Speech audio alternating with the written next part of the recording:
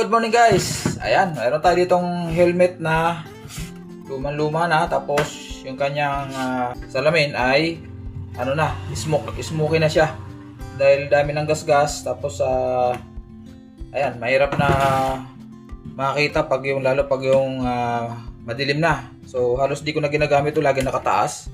Ganyan.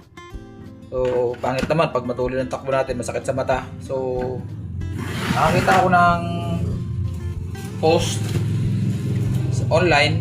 So hindi ko alam kung tatama dito sa aking, pero tinignan ko na lang yung itsura kasi walang walang nakalagay kung anong brand. Basta tingin ko parang parehas nito, kaya sinubukan ko. Mura lang naman guys, wala pa 200. So ito dumating, yan na. So buksan natin, tingnan natin kung kasama na rin yung unboxing natin kung tama. Malambot lang naman ang packaging. Tingnan natin kung magpipit siya doon sa aking lumang helmet. Tibay kasi itong helmet na to, sayang. Tagal na to. Sayang. Yung salamin lang naman ang problema. Pag tumama to, di okay. Pag hindi, di pamigay natin sa mga kung kanino sasakto ng mga helmet sa mga tropa natin. So, siyempre hindi naman to ang kanyang box talaga. Linagay lang nila to. Local seller lang siya kasi 2 days lang dumating na. Ito, ito na natin. Sana tumama. Ayun, parang tama. Saka ang in-order ko yung ganitong kulay. Ayan o. Kalimutan ko yung tawag sa ganyang kulay. So tingin ko tama siya. Ayan. Tabi natin yung box.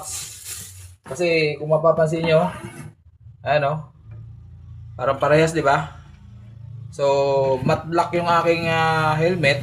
So, ito na kinuha ko para mas bagay siya. Okay, so tatanggalin natin to para malaman, para maipit natin ng maayos. Makita natin kung talaga tama. Pero dito pa lang, sakto na yun.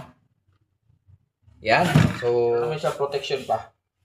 Ayan o. Meron naman siyang anti-scratch na tawag dyan. Lamination. Okay, stop muna. Ayan, nakakuha na tayo ng Phillips screw. Tanggalin lang natin to. Tingin ko sakto talaga kasi sa forma pa lang. Excited tayo dahil magagamit na natin yan. Although marami naman ako helmet, kaso sayang pag malapitan tong biyahe lang. Actually guys, hindi ko ginagamit tong hindi full face pag yung mga rides talaga yung malalayo. Ganyan. Pero pag dito lang malapit, yan, pwede na. Kaysa walang helmet. So ito, yung kabila meron, kabila wala na. So pwede pa naman. So ito siya. Tabi natin yan. Siyempre hindi natin itatapon yan dahil magagamit din natin yan balang araw. Kung sakaling masira, mabasag. Fully removable, washable lining on selected models. Anong lining dito? Wala naman dito. Siguro ang ibig nila sabihin, ito, baka yung pinakang helmet. Pero ito okay naman. So, fit natin muna dito bago natin itornilyo.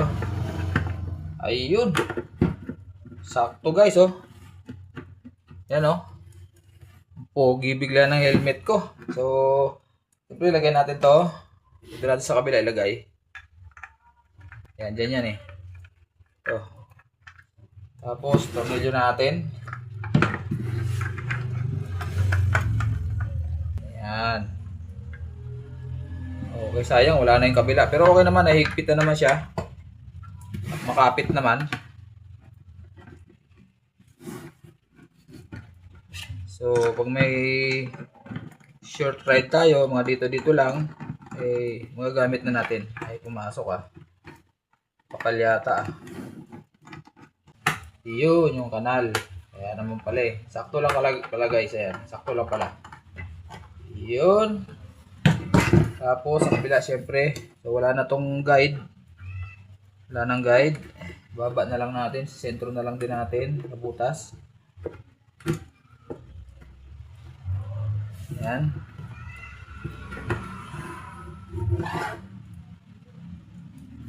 Tama ba? Tama. Yun. Ayan. Ayun. Masok. Ayan. So ito mahigpit na. Ayan oh. Ayan. Ayan oh. Masyadong mahigpit. Hirapan ako pag tatas baba. Iwasan natin konti. Ayan.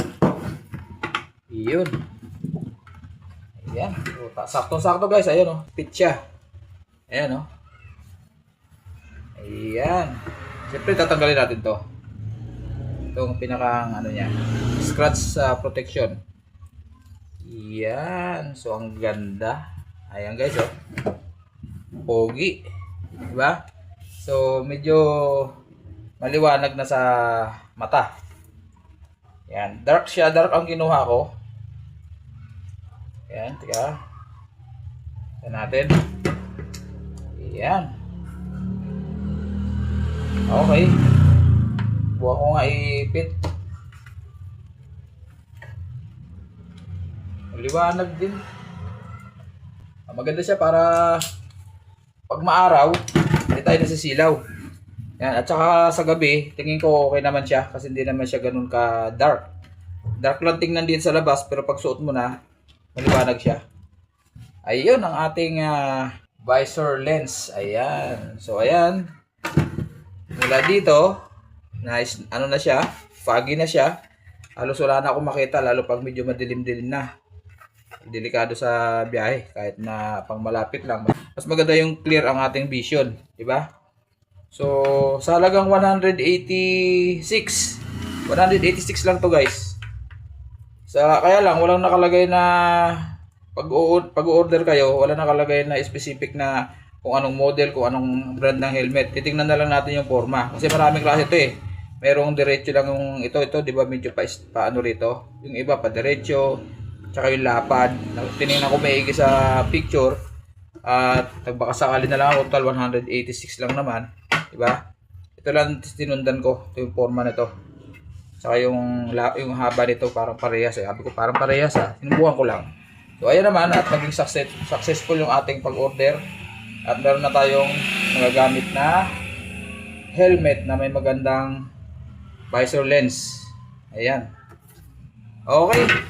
Yan lang guys. At maraming salamat sa pagsama nyo sa aking mixing unboxing.